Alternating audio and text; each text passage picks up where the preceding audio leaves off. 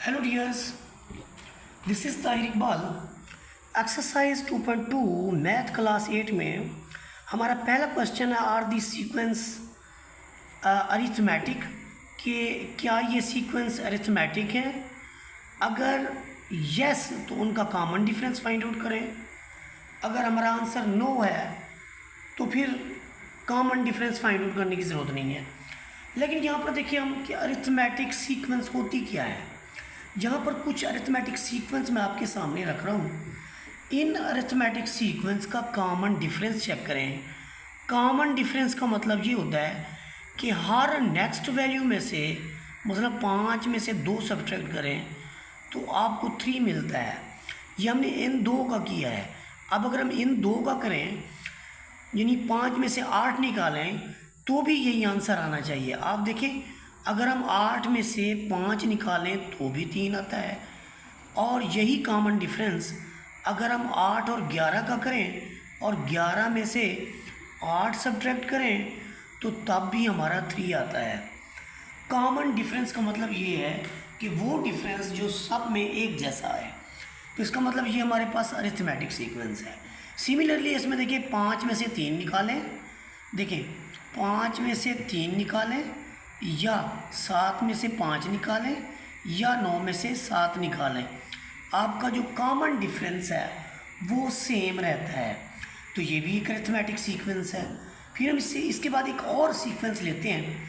हम उस सीक्वेंस कैसे लेते हैं कि कॉमन डिफरेंस डी जो है इसका और इसका देखें, 8 में से 4 जाए 4, 12 में से 8 जाए 4, 16 में से 12 जाए तो 4, यानी हर 2 सीक्वेंसेस का कॉमन डिफरेंस जो है वो 4 है।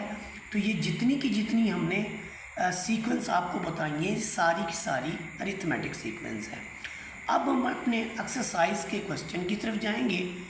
हमने इनका कॉमन डिफरेंस बताना है। 10 में से 7 निकालें, 13 में से 10 निकालें या 16 में से 13, आपका रिज़ल्ट 3 आता है।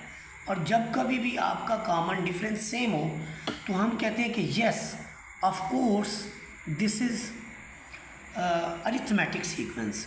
सिमिलरली पार्ट 2 के अंदर देखिए आपका जो कॉमन डिफरेंस है वो कैसे निकलेगा।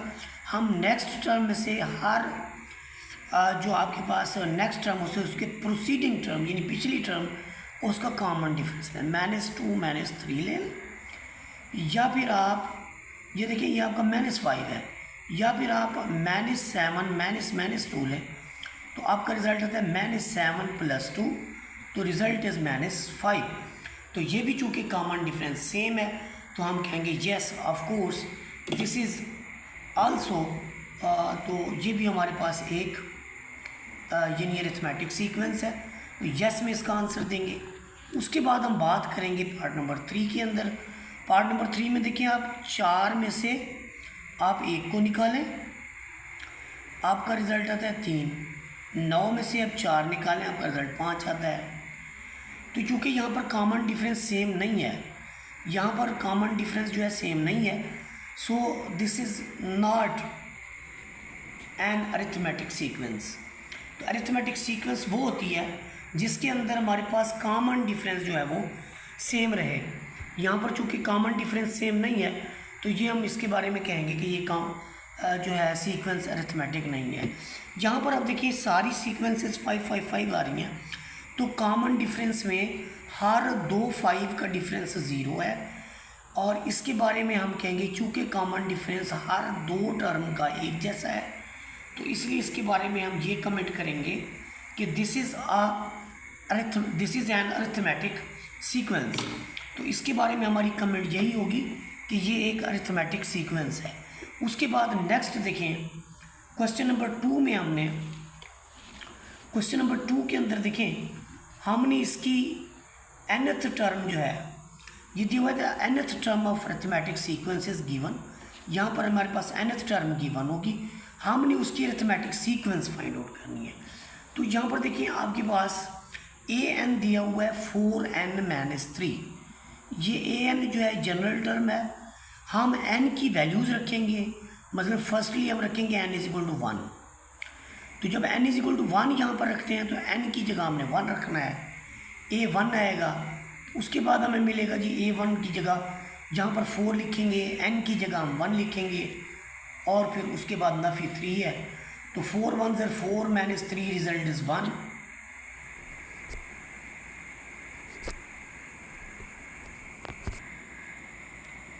अब इसमें देखिए जो हमारे पास n इज इक्वल टू 1 रखा तो हमारे पास 1 आया। अब हम n इज इक्वल टू 2 रखेंगे, तो n की जगह जब 2 लिखते हैं तो 4 को 2 से ज़रब देंगे, आपको 8 मिलेगा। 8 में से 3 निकालें तो आपको 5 मिलेगा। इसका मतलब ये हुआ कि A2 हमारे पास 5 आया, ये 1 था। इसके बाद हम नेक्स्ट टर्म निकालते हैं A3 में n is equal to 3 put करेंगे तो 4 3 ज़र आपका 12 में से 3 गया तो 9, ये तीसरी टर्म। उसके बाद n इज इक्वल टू 4 रख लें, तो जब 4 इंटू 4 रखेंगे तो 16 माइनस 3 रिज़ल्ट आएगा 13। अब जो हमने टर्म्स निकाली हैं उन्हें गौर करें आप। पहली टर्म्स हैं 1 5 9 13, तो अरिथमेटिक सीक्वेंस हमारी हुई 1 5 9 एंड 13 एंड अप टू 1। तो ये हमारे पास अरिथमेटिक सीक्वेंस है। ये आपका पहला पार्ट है। इसके बाद सेकंड पार्ट देखते हैं। पार्ट नंबर सेकंड के अंदर हमारे पास जनरल टर्म जो है वो है 2n माइनस 5। हमने n इज इक्वल टू 1 रखा, तो जब 1 रखेंगे तो n की जगह 1 आ जाएगा, फिर n की जगह 1 पुट करेंगे तो 2 1 ज़र आपका 2 हुआ, 2 में से 5 गया तो आपका -3 आएगा। इसके बाद हम n की जगह 2 रखेंगे, जब n की जगह 2 रखेंगे तो 2 2 ज़र 4 और 4 में से 5 निकलेगा, 4 में से 5 निकलेगा तो आपको -1 देगा। इसके बाद नेक्स्ट वैल्यू देखिए जो हमने for n is equal to 3, n is equal to 3 के लिए देखें 2 दिया 6 में से आपका 5 गया तो आपको 1 मिलेगा। फिर आप n is equal to 4 put करेंगे, जब आप n is equal to 4 put करेंगे तो आपका 4 दूनी 8, 8 में से 5 गया तो आपको 3 मिलेगा। अब आप यहाँ पर देखिए जो आपके पास नंबर ऑफ टर्म्स आई हैं उनमें गौर करें। पहली टर्म आपके पास आई है -3, दूसरी टर्म -1 1 और फिर 3 -3 -1, तो टर्म हमारी क्या हुई जी, अरिथमेटिक सीक्वेंस की टर्म हुई -1 -3, फिर आपके पास प्लस का 1 और फिर प्लस का 3 आया। तो ये हमारी सेकंड पार्ट की अरिथमेटिक सीक्वेंस है।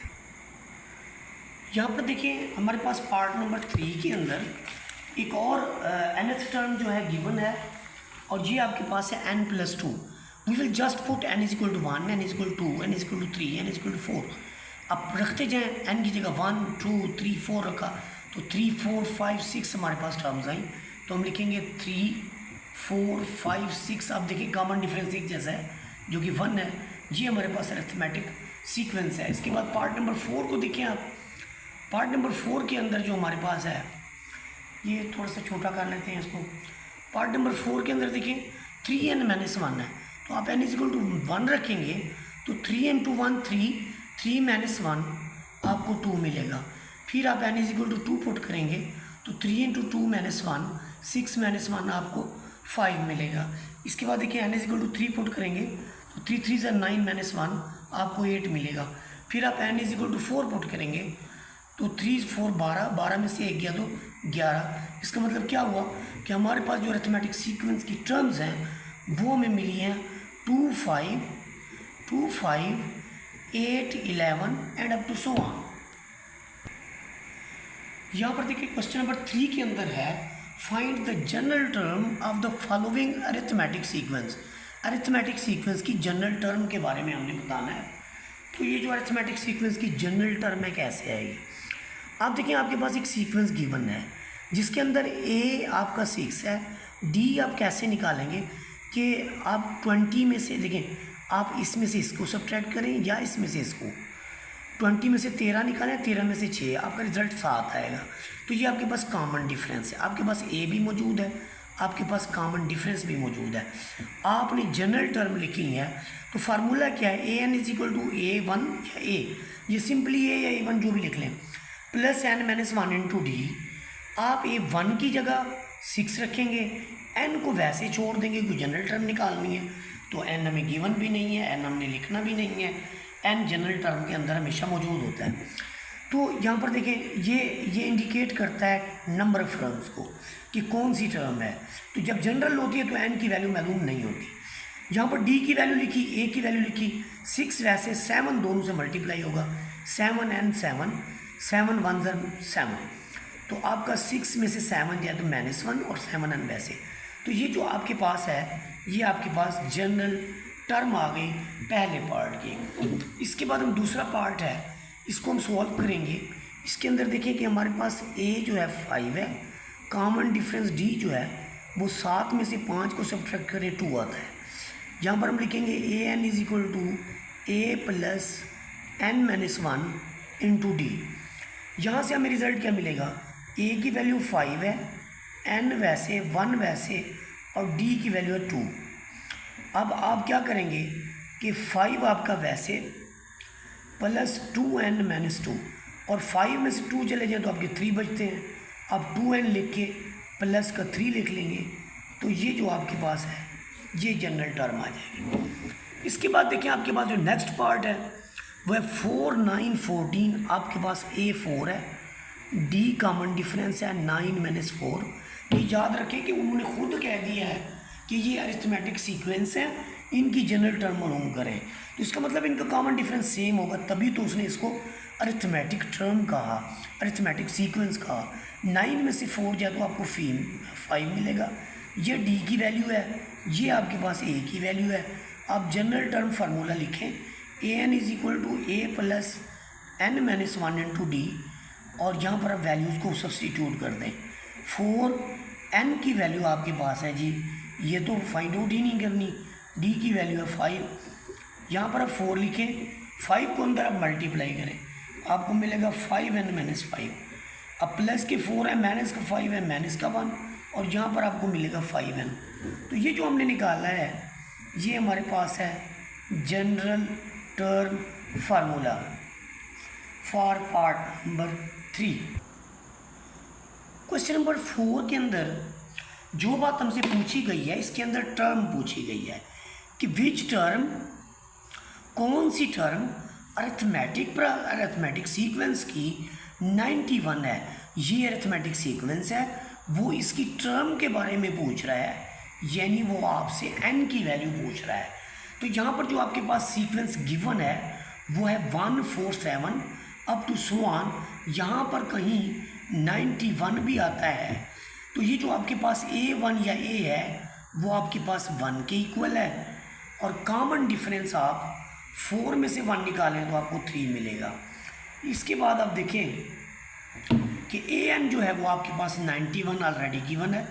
आप जनरल टर्म फार्मूला लगा लें। जनरल टर्म फार्मूला में क्या देता है, हमें जनरल टर्म फार्मूला ये देता है कि AN is equal to A plus N minus 1 into D. A की वैल्यू आपके पास 1 है, n आपने फाइंड आउट करना है, कॉमन डिफरेंस आपने 3 निकाला हुआ है, AN आपका है 91। यहाँ पर देखिए 91 है, ये आपका 1 आ गया, ये 3n माइनस 3 आ गया, 3 को अंदर मल्टीप्लाई कर रहा है, यहाँ 91 है। तो आप देखिए कि ये आपका 91, 3 में से आ गया तो नफ़ी के 2 प्लस 3n। अब आप इधर भी प्लस 2 कर दें, इधर भी प्लस 2 कर दें, ये 93 हो जाएगा, ये 3n हो जाएगा। इससे भी आप 3 पे डिवाइड कर दें, इससे भी 3 पे डिवाइड कर दें, तो आपको n की वैल्यू मिल जाएगी। 3 से 3 कैंसिल हो जाएगा, यहाँ से 31। यानी ये जो 91 है, ये जो 91 है ये 31st टर्म है। सो 91 is 31st term of arithmetic sequence. This is the answer. यहाँ पर क्वेश्चन नंबर 5 के अंदर देखें, वो कहता है which term of arithmetic sequence. इसमें भी उसने टर्म पूछी है कि ये कौन सी टर्म है इस अरिथमेटिक सीक्वेंस की। तो यहाँ पर ए हमारे पास पहली टर्म होती है, 2 है, डी हम कहते हैं कॉमन डिफरेंस है, यानी जैसे 5 में से 2 निकालें, 8 में से 5 निकालें, तो ये कॉमन डिफरेंस डी की वैल्यू है। ए आपके पास गिवन है, ये nth टर्म बता दी गई है, हमने n फाइंड आउट करना है। तो nth टर्म की जगह nth लिखें, a की जगह फर्स्ट टर्म लिखें, n को वैसे रहने दें, और कॉमन डिफरेंस जो आपने निकाला है वो लिख दें, और इसे आप n के लिए सॉल्व कर लें। इधर आपके पास 62 2 + 3n - 3, ये हमने मल्टीप्लाई कर दिया। 2 में से 3 जाए तो आपको -1 मिलेगा। यहाँ पर -1 है तो आप 3n में से +1 इधर भी कर दें, +1 इधर भी कर दें। ये एक दूसरे के एडिटिव इन्वर्स हैं, ये कैंसिल आउट हो जाते हैं। अच्छा, आप -1 को उधर ले जाके प्लस भी कर सकते हैं, ये भी कॉमन रूल है, लेकिन मैं इसके अगेंस्ट हूँ। मैथमेटिक्स के अपने रूल्स हैं, एडिटिव इन्वर्स अप्लाई करें वो ज़्यादा बेस्ट है। अब एडिटिव इन्वर्स आपस में कैंसिल हो जाएंगे, 3n = 63 आ जाएगा। अब आप क्या करेंगे कि इधर भी 3 पे डिवाइड कर दें, दोनों जानिब आप 3 पे डिवाइड कर दें तो आपको n ये आपका 21 आ जाएगा। इसका मतलब क्या हुआ कि जो टर्म 62 है वो असल में 31st टर्म है। 62 जो है आपकी, वो आपके पास 31st टर्म है, सॉरी 21st टर्म है। यहाँ पर क्वेश्चन को स्टडी करें, फाइंड द नेक्स्ट 2 टर्म्स। अगली 2 टर्में मालूम करनी है। Term to term rule of arithmetic sequence, rule का भी उसने बता दिया है कि टर्म टू टर्म। तो पहली जो सीक्वेंस है हमारे पास वो है जी 2, 8, 14। क्लियर सी बात है कि A1 आपके पास 2 है, D आपके पास 6 है। तो हर अगली टर्म फाइंड आउट करने के लिए आप उसमें सिर्फ D ऐड करते जाएं। आपकी A2 होगी A1 + D, तो A1 या A जो है वो 2 है, 6 ऐड करें आपका 8 आ जाएगा। इसके बाद आपने नेक्स्ट टर्म मालूम करनी है, तो उसके लिए क्या क्राइटेरिया है कि आप 8 को लिख के फिर टू है अपना कॉमन डिफरेंस जो है 6 ऐड कर दें, आपका 14 आ जाएगा। अब आपने जो A3 निकाल लिया 14, अब 14 में फिर 6 ऐड कर दें, आपका 20 आ जाएगा। अब फिर जो 20 A4 निकाल लिया उसमें फिर 6 ऐड कर दें तो आपका 26 आ जाएगा। यूँ जो आपके पास 2 टर्म्स आपने निकालनी है नेक्स्ट, वो हमने निकाल ली। हमारे पास 14 तक था तो हमने 20 भी निकाल लिया और 26 भी निकाल लिया। तो ये 2 टर्म्स हैं हमारे पास, नेक्स्ट 2 टर्म्स। इसके बाद हमारे पास जो नेक्स्ट पार्ट है उसके लिए सीक्वेंस आपके पास है 1, 5, 9। तो 1 आपके पास पहली टर्म है, कॉमन डिफरेंस आपके पास 4 आ रहा है। तो वही मेथड है, A2 निकालने में आप 1 को ऐड कर दें इसकी कॉमन डिफरेंस 4 के अंदर, फिर जो रिज़ल्ट आए वो A2 की जगह भी लिखें, फिर कॉमन डिफरेंस इसमें ऐड कर दें, फिर आपका जो आंसर आया है उसमें फिर कॉमन डिफरेंस ऐड कर दें, फिर आपका जो आंसर आया है A4 उसके अंदर मज़ीद आप कॉमन डिफरेंस में देखिए 13 में फिर कॉमन डिफरेंस 4 ऐड करें, आपका 17 हो जाएगा। फिर आप अगर A6 निकालना चाहते हैं तो A5 में D एडअप करें, A5 आपका 17 है, 4 ऐड करेंगे 21। तो इस तरह हमारी जो नेक्स्ट 2 टर्म्स होंगी आप इनको देख सकते हैं कि 1, 5, 9 के बाद 13, 17, 13 और 17 होंगी। आप इससे ज़्यादा टर्में भी मालूम कर सकते हैं, जस्ट उसके अंदर D की वैल्यूज़ को ऐड करते हुए आप इसकी एक्सटेंशन कर सकते हैं। किसी भी क्वेश्चन के सोल्यूशन से पहले क्वेश्चन का पढ़ना बहुत लाजमी होता है। तो यहाँ पर क्वेश्चन नंबर 7 के अंदर इंडिकेटेड टर्म आपने फाइंड आउट करनी है। अरिथमेटिक सीक्वेंस भी गिवन है, इंडिकेटेड टर्म मालूम करनी है, और एक मेथड है पोजीशन टू टर्म रूल। अब हमारे पास जो अरिथमेटिक सीक्वेंस है वो ये वाली है, जिसके अंदर पहली टर्म हमारे पास 15 है, 21 है, 27 अप टू 4, और हमने 13th टर्म जो है वो फाइंड आउट करनी है। तो यहाँ पर प्रोसीजर क्या है? प्रोसीजर ये है आपके पास कि आप क्या करें इसके अंदर कि आप इसकी पोजीशन लिख लें, first term, second, third, fourth. आप फर्स्ट टर्म को देखें, आप जब फर्स्ट टर्म को देखते हैं तो आपको पता चलता है जी ये 21 और 15 का जो डिफरेंस है वो है 6। आप 6 का टेबल लेते जाएं, यानी आपके पास है 1, तो 1 को आप मल्टीप्लाई करें 6 से, 1 6 = 6, 2 6 = 12, 3 6 = 18, 4 6 = 24। तो जो उर्दू में पढ़ते हैं उनके लिए 6 कम 6, 6 दूनी 12, 6 3 18, 6 चौके 24। अब इन वैल्यूज़ के अंदर आप क्या करें कि एक जो मसलन आपके पास 6 है, 6 को आपने 15 बनाना है तो क्या ऐड अप करेंगे, आप इसके अंदर 9 ऐड करेंगे तो आपका 15 बन जाएगा। फिर आप देखेंगे 12 में भी आप इसी तरह से 9 ऐड करेंगे तो आपकी 21 टर्म आ जाएगी। फिर आप 18 में 9 जमा करेंगे तो आपका 27 आ जाएगा। 24 में 9 जमा करेंगे तो आपका 33 आ जाएगा। हमने यहाँ पर ये 13 फाइंड आउट करना है। तो प्रोसेस हमारा क्या है कि जो भी वैल्यू है, जौन सी टर्म है उसे हम 66 से ज़रब दे के 9 जमा कर रहे हैं। तो जब हमने ये 13 निकालना है तो 13 को हम 6 से ज़रब दे के 9 उसमें ऐड कर देते हैं। तो 13 78, 78 में 9 जमा करें तो आपका 87 बनता है। और ये 13th टर्म है, ये 13th टर्म है। अब हम क्या करेंगे जी, पार्ट नंबर 2 के अंदर देखें। पार्ट नंबर 2 के अंदर जो है वो भी मामला इसी तरह से है। आपके पास कुछ वैल्यूज़ हैं 2, 9, 16, 23 और आपने 41st टर्म जो मालूम करनी है, 41st टर्म यानी 41वीं टर्म आपने फाइंड आउट करनी है। तो 1, 2, 3, 4 पोजीशन लिख लें, क्योंकि यहाँ पर देखें आप कि इन दो वैल्यूज़ के दरमियान का जो डिफरेंस है वो है 7। तो टेबल आएगा 7 वाला। 7 एकम 7, 7 दूनी 14, 21, 28। आप देखें जो टर्म्स हैं वो आपके पास है 2। अब आप यहाँ पे 7 है, 7 को 2 बनाना है तो आप 5 का सब्ट्रैक्शन लेंगे, फिर भी 5 का सब्ट्रैक्शन लेंगे, तभी तो आपके पास सेकंड टर्म आएगी, तभी थर्ड टर्म आएगी। फिर 5 का सब्ट्रैक्शन लेंगे तो आपके पास नेक्स्ट टर्म आएगी। इसका मतलब क्या हुआ कि आप जो भी आपके पास वैल्यू आ रही है आप उसको क्या कर रहे हैं, आप जी उसे कर रहे हैं 41st टर्म है तो 7 को 41 से ज़रब देके 5 सब्ट्रैक्ट कर लें, या तो 287 में से 5 जाए तो आपका आएगा 282 और यही इसका आंसर होगा। इसके बाद हम देखते हैं जी इसका जो नेक्स्ट पार्ट है उसको ऑब्जर्व करते हैं। पहले क्वेश्चन समझिए कि इंडिकेटेड टर्म मालूम करनी है अरिथमेटिक सीक्वेंस की, जो वो बताएगा। ए आपके पास 5 है, D3 है, ये 6 मालूम करना है। हम जनरल टर्म फार्मूला लगाते हैं। जनरल टर्म फार्मूले के अंदर ए की वैल्यू आप लिखें 5, एन की वैल्यू यहाँ से आपको मिलेगी 6 - 1 लिख के कॉमन डिफरेंस भी आपका 3 है।